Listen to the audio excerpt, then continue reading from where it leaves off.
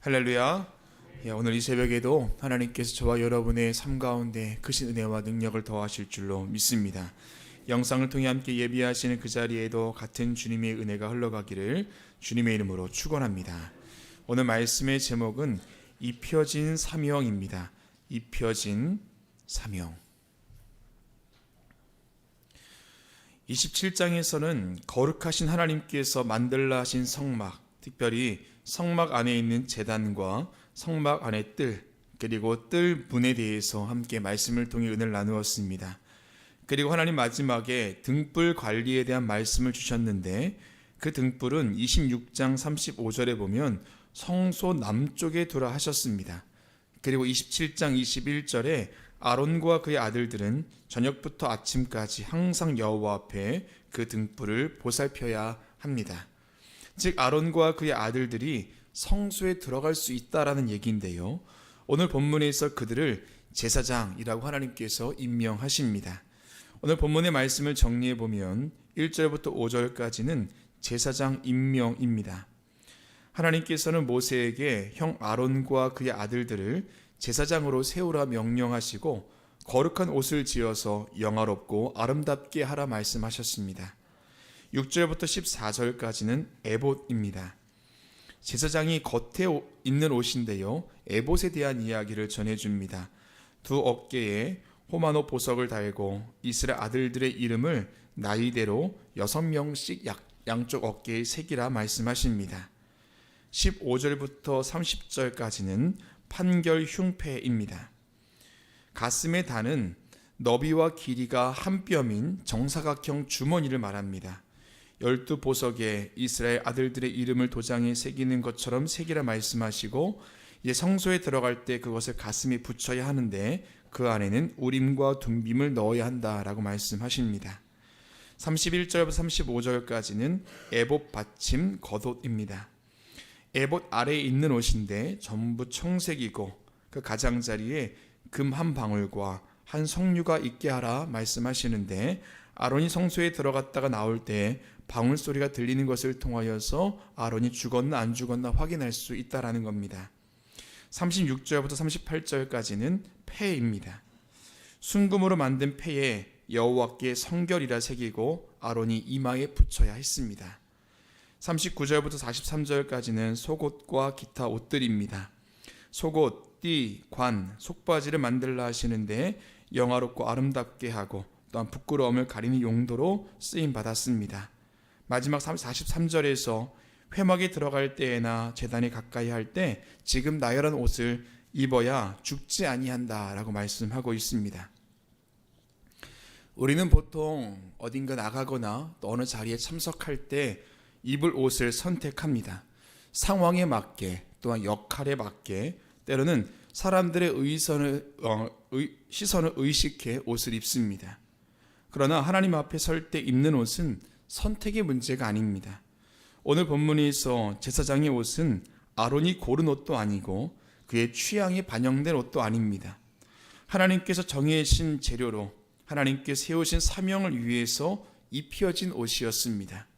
그래서 오늘 본문은요, 무엇을 입고 하나님 앞에 서 있느냐, 그게 문제가 아니라 무엇을 입혀진 사람으로 서 있느냐, 그게 문제라는 것입니다. 오늘 아론과 그의 아들들에게 입혀진 제사장의 사명은 베드로전서 2장 9절에서 말하듯 예수 그리스도 안에서 완성되었고, 그 완전한 사명이 저와 여러분에게도 동일하게 있는 줄로 믿습니다.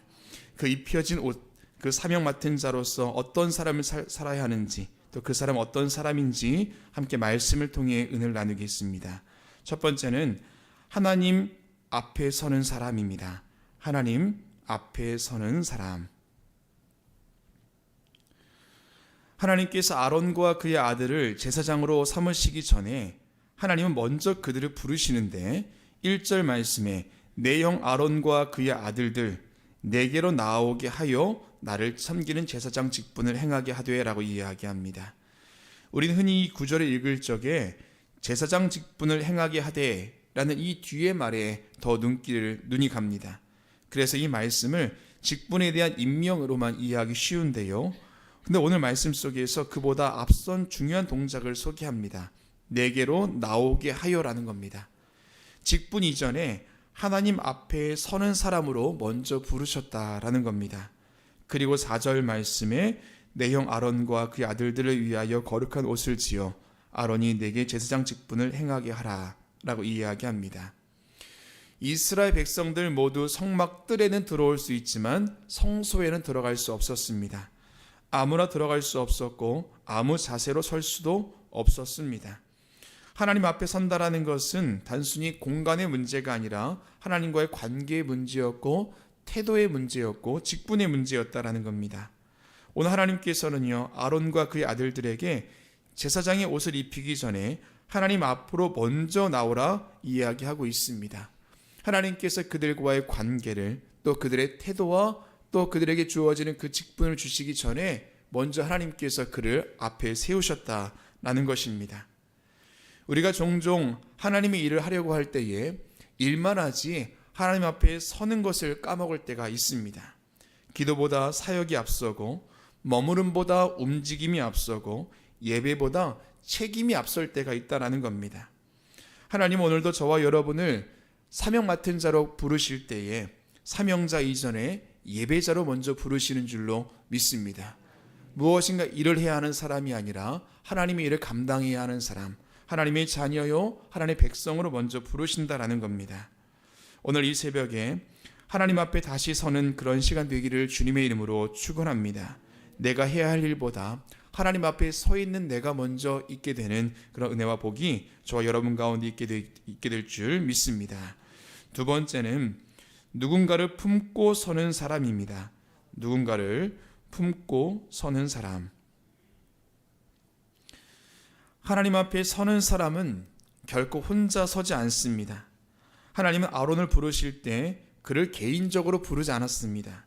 그의 가슴과 어깨에 누군가의 이름을 함께 지고 또 함께 품고 서게 하셨는데 9절 말씀 보시면 호마노 2개를 가져다가 그 위에 이스라엘 아들들의 이름을 새기되 12절 말씀에 그 두 보석을 에본의 두 어깨바지에 붙여 이스라엘 아들들의 기념 보석을 삼되 아론이 여호와 앞에서 그들의 이름을 그 두 어깨에 메어서 기념이 되게 할지며 라고 이야기합니다.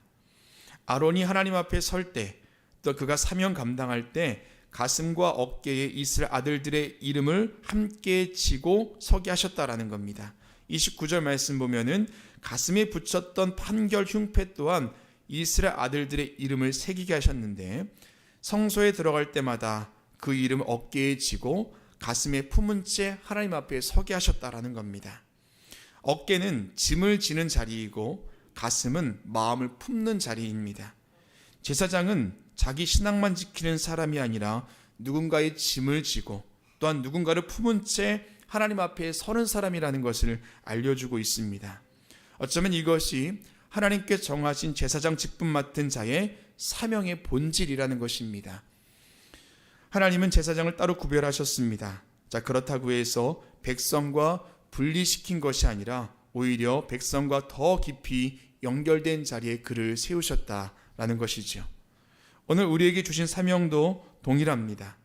부모는 자녀의 이름을 품고 서고, 목회자는 성도의 이름을 품고 서고, 성도는 함께 믿음의 여정 걸어가는 또 다른 성도 혹은 가정과 공동체의 이름을 품고 서는 사람인 줄로 믿습니다.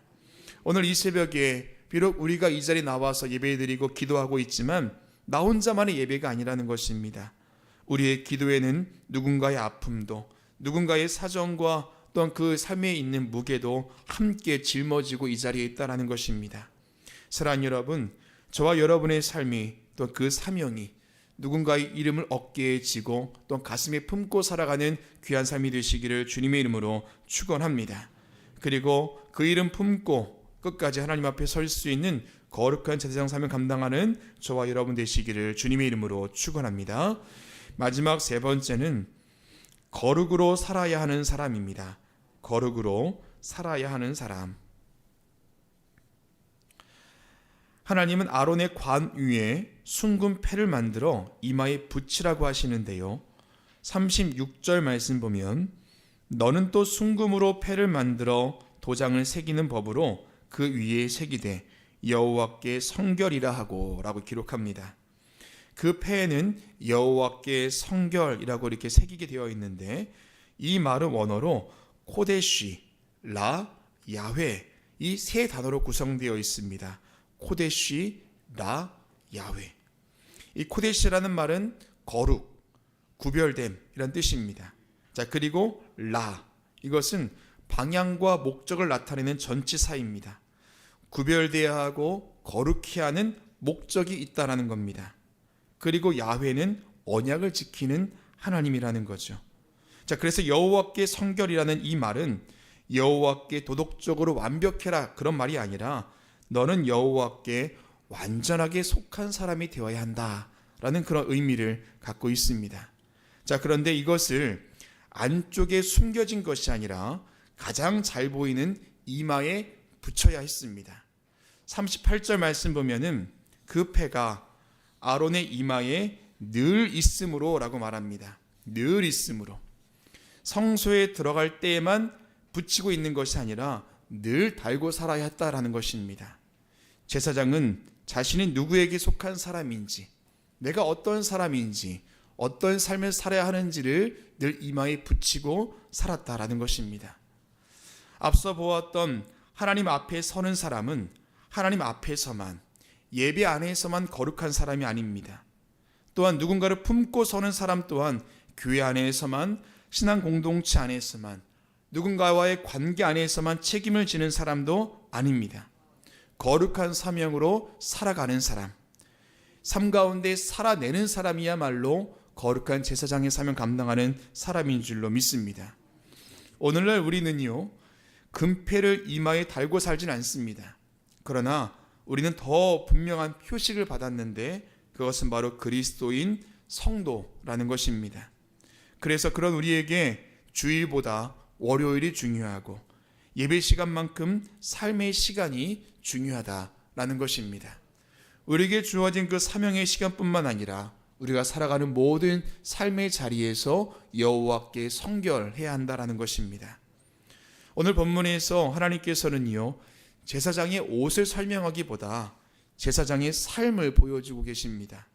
직분 이전에 하나님 앞으로 먼저 나와야 하고, 어깨에는 누군가를 지게 하셨고, 가슴에는 누군가를 품고 살게 하셨습니다.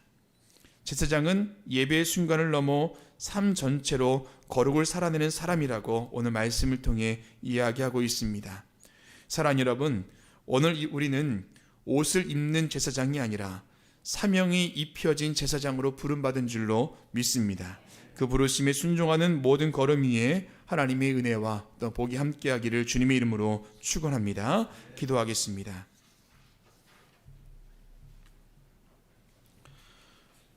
오늘도 우리와 함께 하셔서 우리를 주님의 제단으로 오게 하신 것 감사를 드립니다. 장소만 구별한 것이 아니라 우리의 마음과 생각과 오늘 모든 삶을 구별하여 이 자리 가운데 있사오니 하나님께서 함께하여 주시옵소서. 하루의 처음 시간을 주님께 드렸듯이 오늘 하루의 모든 것을 주님께 드리며 또 헌신하는 마음으로 살아가는 오늘 하루가 될 수 있도록 인도하여 주시옵소서. 하나님, 우리에게 거룩한 사명을 입혀주신 줄로 믿습니다. 그 사명 감당함에 있어서 먼저 주님 앞에 서게 하여 주시고, 나 홀로 걸어가는 것이 아니라 내 어깨에, 내 가슴에 누군가를 품고 살아갈 수 있게 하시며, 하나님, 특별한 시간만이 아니라 우리의 삶 전체가 그런 삶 살아갈 수 있는 우리 모두가 될 수 있도록 인도하여 주시옵소서. 오늘도 주님 전에 나올 때에 귀한 예물 드린 손길 있습니다. 하나님의 것을 구별하여 드렸사오니 주님 받아주시고, 간절한 기도의 제목 위에 크신 은혜와 응답으로 인도하여 주시옵소서. 병상에 있는 그 자리에도 주님께서 함께하여 주시사 치료의 은혜로 함께하여 주시고, 오늘 한날의 삶도 승리하는 복된 삶 될 수 있도록 주여 동행하여 주시옵소서. 예수 그리스도 이름으로 기도합니다. 아멘.